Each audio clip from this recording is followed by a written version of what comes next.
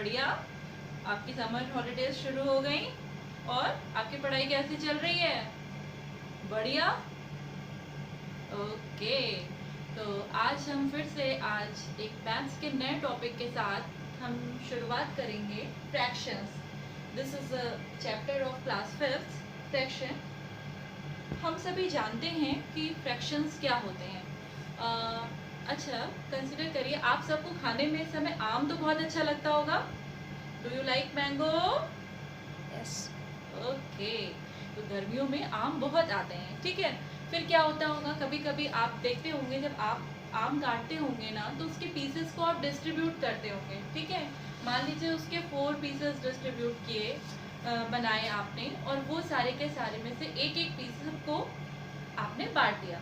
तो आप ये कहेंगे कि हमने एक आम था या एक एप्पल था, उसके 4 पीसेस करे और उसके 4 पीसेस को हमने इक्वली सब में बांट दिया। तो अब हम ये कहें कि अगर हम ये सोचें कि हर एक को कितना पार्ट मिला मैंगो का या एप्पल का, तो आप ये देखिए, जैसे मान लीजिए एक सर्कल है, okay, this is a circle. अब हमने इसको इक्वल 2 हाफ्स में डिवाइड किया, इस लाइन से हमने इसको 2 हाफ्स में डिवाइड किया, तो इसके हमें 2 फ्रैक्शंस मिल गए, 1/2 1/2, because we have divided this whole circle into 2 equal parts. एक इसके ईच पार्ट को हम क्या बोलेंगे, 1/2 फ्रैक्शन, 1/2 फ्रैक्शन। इसके बाद देखिए, हमने इस पूरे सर्कल को हमने कितने पार्ट में डिवाइड किया है, हमने इसको डिवाइड किया है 4 पार्ट में, 4 इक्वल पार्ट्स में डिवाइड किया है, और इसका हर एक पार्ट कहलाएगा 1/4 फ्रैक्शन, 1/4 फ्रैक्शन। अगर हम किसी को केवल ये वाला पार्ट दे देते हैं तो हम ये कहेंगे कि हमने इसको उसको कितना पार्ट दिया, 1/4। आपको पता है ना, जैसे आपके घर में पिज्ज़ा आता है ना, पिज्ज़ा तो आपको बहुत पसंद होता है, पिज्ज़ा आता है, आप देखते हैं कि एक पिज्ज़ा के आप कितने पार्ट्स कर सकते हैं। मान लीजिए आपने उसको इतने पार्ट्स में डिवाइड किया, इस तरीके से उसके पार्ट्स किए। अब आप देखिए आपने कितने पार्ट्स कर दिए इसके, 1 2 3 4 5 6 7 8, यानी कि आपने उसको कितने इक्वल पार्ट्स में डिवाइड किया, 8 इक्वल पार्ट्स में डिवाइड किया। और इसका हर एक फ्रैक्शन क्या कहलाएगा, 1/8, क्योंकि पूरे एक पिज्ज़ा के हमने कितने पार्ट किए, 8 पार्ट्स किए, और उसका हर एक फ्रैक्शन जो है, हर एक पार्ट जो है, वो कौन सा पार्ट कहलाएगा, 1/8 पार्ट ऑफ दैट पिज्ज़ा। तो इस तरीके से हम फ्रैक्शन निकाल सकते हैं। किसी भी पूरी चीज़ को जब हम कई पार्ट्स में डिवाइड करते हैं, बराबर भागों में डिवाइड करते हैं, तो वो हम किस चीज़ में बढ़ जाता है, फ्रैक्शंस में बढ़ जाता है, और उसके हर पार्ट को हम क्या बोलते हैं, फ्रैक्शन। जैसे कि यहाँ आप देख रहे हो, सर्किल है, सर्किल को हमने 4 इक्वल पार्ट्स में डिवाइड किया, but I have given 2 parts to someone, then it is, उसको कितना पार्ट मिला पूरे सर्किल का, 2/4, because we have taken 2 part, इसलिए 2, और टोटल हमने कितने पार्ट्स में डिवाइड किया था, हमने उसको 4 पार्ट में डिवाइड किया था, इसलिए ये क्या हो गया, 2/4 पार्ट। Okay, understand? Now we can understand the fractions, ठीक है। फ्रैक्शंस को हम कैसे लिखते हैं, फ्रैक्शंस को हम P/Q की फॉर्म में लिखते हैं, P/Q, लाइक इस तरीके से। इसका जो ऊपर वाला पार्ट होता है इसको हम कहते हैं न्यूमरेटर, और जो नीचे वाला पार्ट होता है उसको हम बोलते हैं डिनोमिनेटर। ओके, अगर हम किसी फ्रैक्शन को P/Q की फॉर्म में लिखते हैं, तो जैसे कि P है यहाँ, तो P हो गया न्यूमरेटर और Q हो गया denominator. Okay, right, let's take an example, 2/3, 2/3 is a fraction, 4/5 is also a fraction, 6/7, 2/8, these all are written in the fractional form, fraction की फॉर्म में हमने इन सबको लिखा हुआ है, और इसमें से जो ऊपर वाला पार्ट है that is a numerator, and जो नीचे वाला पार्ट है जिससे हम इसको डिवाइड कर रहे हैं, ये डिवाइड का साइन है, और this is numerator and this is denominator, और हम इसको कैसे रीड करेंगे, 2/3, 4/5, 6/7, 2/8।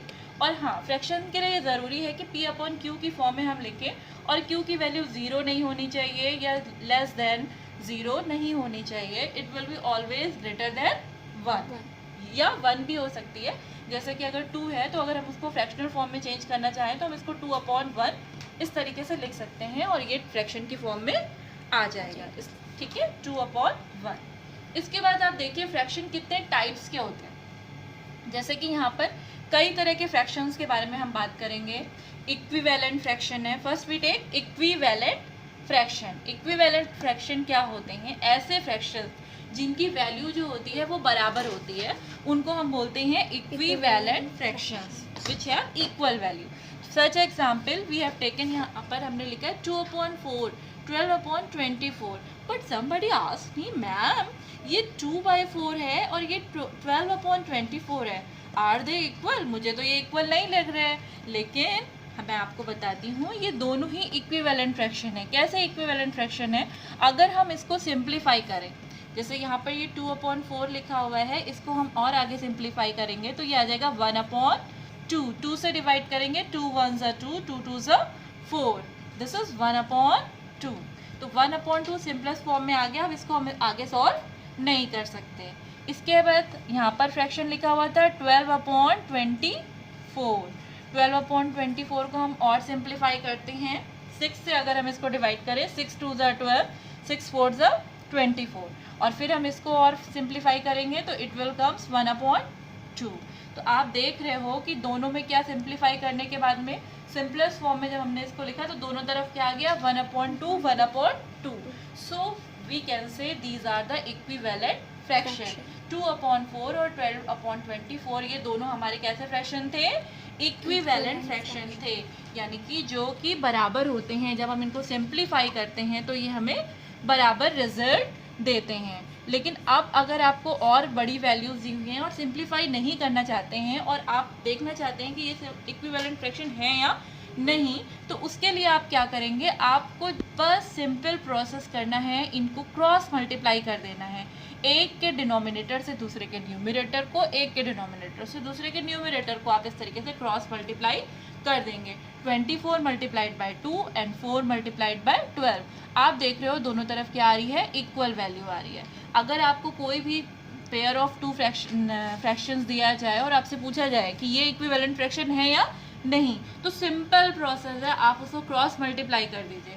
एक के डिनोमिनेटर से दूसरे के न्यूमरेटर को मल्टीप्लाई कर देंगे, और मल्टीप्लाई करने के बाद अगर रिजल्ट सेम आ रहा है then they will be equivalent fraction, और अगर रिजल्ट सेम नहीं आ रहा है तो they are not equivalent fraction. तो आप इजीली फाइंड कर सकते हैं कि दिए गए फ्रैक्शन इक्विवेलेंट है या नहीं। Okay, now we will move on the proper and improper fraction.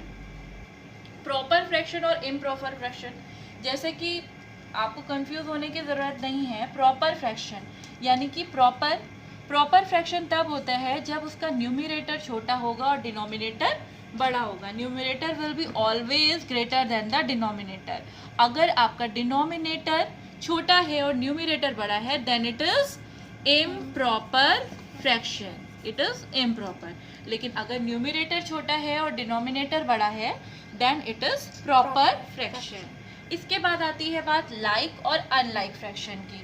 किन्हें हम कहते हैं लाइक फ्रैक्शंस और किन्हें हम कहते हैं अनलाइक फ्रैक्शंस। यहाँ पर देखिए हमने 2 पेयर ऑफ फ्रैक्शंस लिखे हैं, जैसे 2/12 एंड 5/12 एंड 7/12 एंड 3/8। इन दोनों पेयर में आप देख रहे हैं जिन फ्रैक्शंस के डिनोमिनेटर सेम है, जिन फ्रैक्शंस के डिनोमिनेटर सेम हैं वो लाइक फ्रैक्शंस हैं, और जिनके डिनोमिनेटर सेम नहीं हैं वो अनलाइक फ्रैक्शन है। तो अगर हमारे पास कई सारे फ्रैक्शंस दिए गए हैं हमें ग्रुप्स में, और तो हमें लाइक फ्रैक्शंस और अनलाइक फ्रैक्शंस को आइडेंटिफाई करना है, तो हाउ वी डू?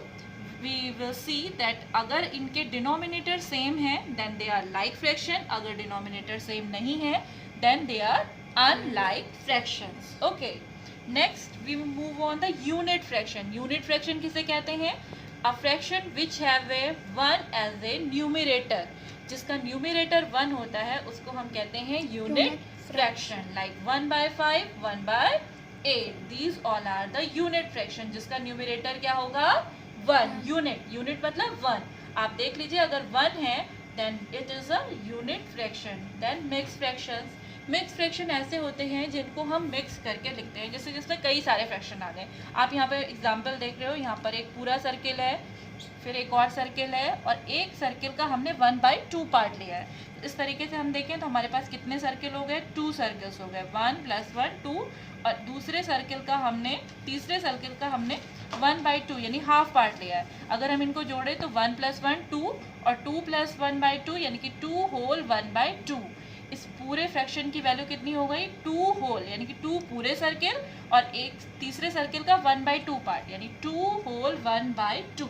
इसको हम ऐसे पढ़ते हैं 2 होल 1/2। और जब हम इसको मिक्स फ्रैक्शन से इम्प्रॉपर फ्रैक्शन